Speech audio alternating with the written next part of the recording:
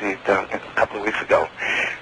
Could you hold it, Edward, because I've got a little something I've got to do. Sure. And then you can have it, Lee, here as it. Okay, Lee. Bill said that he could never take anyone with him as close as he could get to the spacecraft, and so they had to stay behind. In the Beamship movie, there's a sequence where he goes up onto the mountain and he sits down and you see the Beamship in the distance. Mm-hmm. But there seems to be movement of the camera. It looks like, I can't remember right now, but it's either a widening of the zoom or close-up or whatever. Okay, yes. What is occurring at that point is the Japanese film crew. They are zooming in, not Billy, not his camera. Okay? They were taking pictures of Billy's movie projector. Yes, I was aware of that, but it Yeah. seems to me that what I'm referring to actually occurred in the actual footage, not the footage that the Japanese were doing. But that's okay. I can accept that because while I had the books, there was always a doubt in the back of my head about the reality of this thing. After I got the Beamship footage, I said, this is it. This is for real.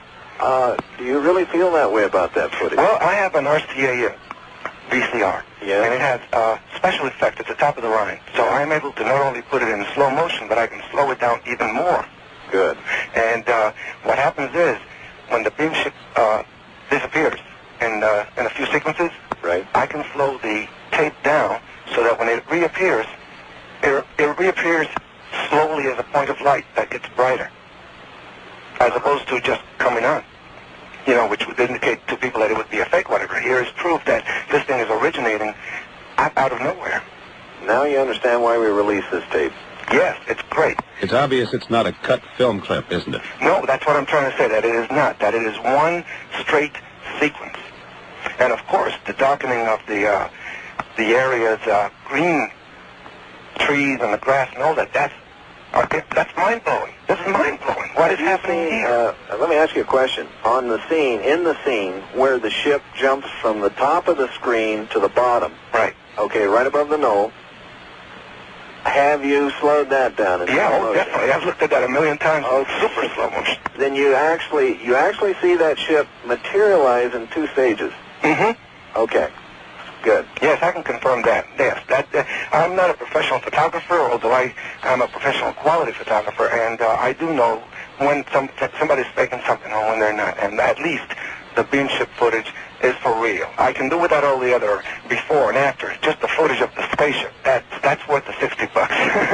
Okay, well, I'm By glad the you way, know. I'd like to pass this on to all those who are listening. The book, UFO Contact from the Pleiades, a preliminary investigation report, is available.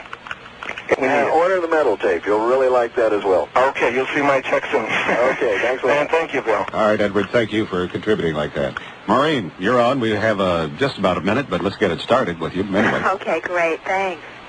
Well, to start out with, I wanted to share with you that I've really enjoyed the opportunity of reading the material about the Pleiades.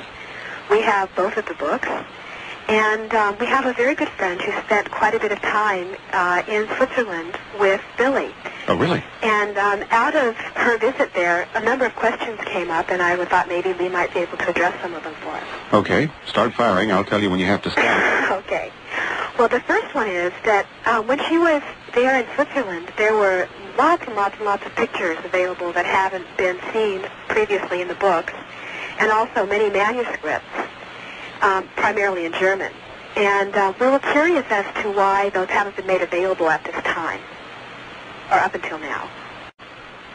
Okay, well, Maureen, you've just brought up a question that is one of the reasons many of us do believe that this case is real, and that's because there is so much information on it. Now, when we got involved, we had to set up priorities, and these priorities thus far, have involved 2 books that were published, 2 Japanese television specials that have aired, a documentary film that still hasn't been released, but will be, hopefully, soon, and other things, and a mainstream book in the works now. So we've had to take it by the numbers, and if that answers your question, with this new direction we're taking of releasing this material in stages, eventually we'll get to this, hopefully.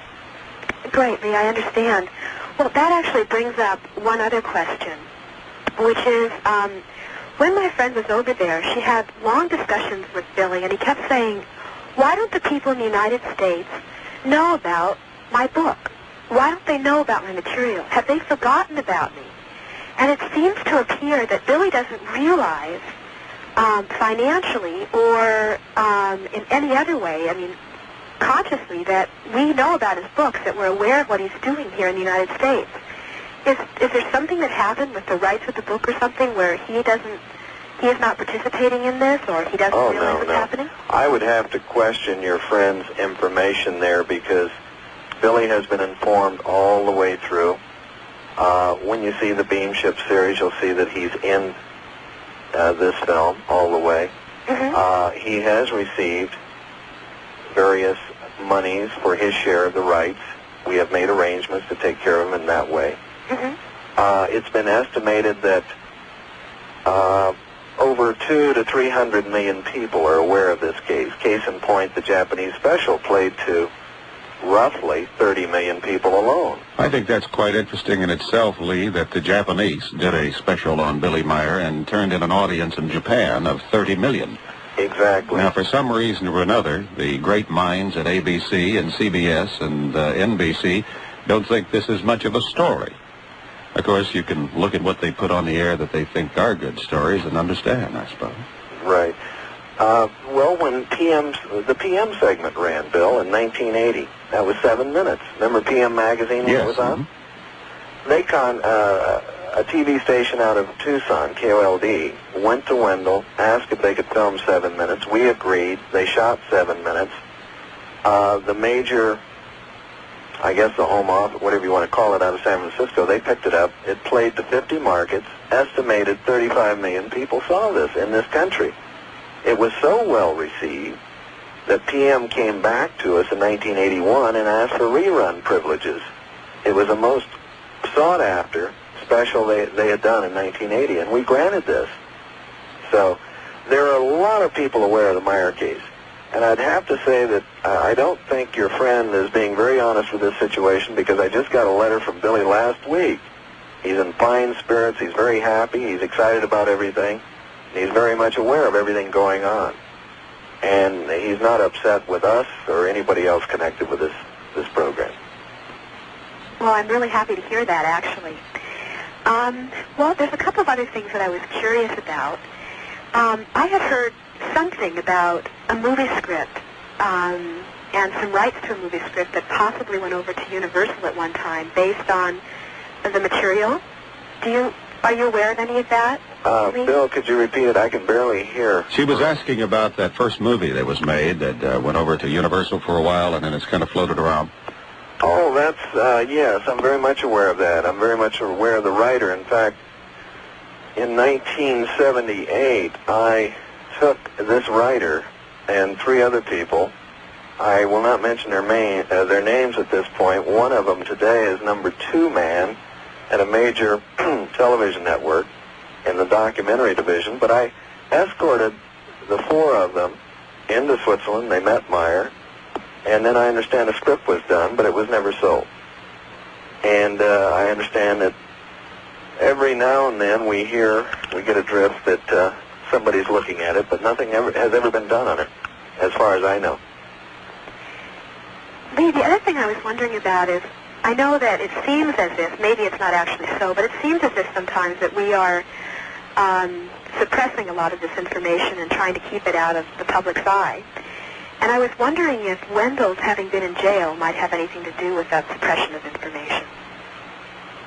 Well, that's a question I'd rather not get into, Marie, if you don't mind. I think that's something that Wendell should answer, not myself. Okay, I understand. And the last thing I was curious about is, have you had contact yourself personally with Semyazi since the time you've been in Switzerland? No, I haven't. My wife and I, we have seen light shows there late at night.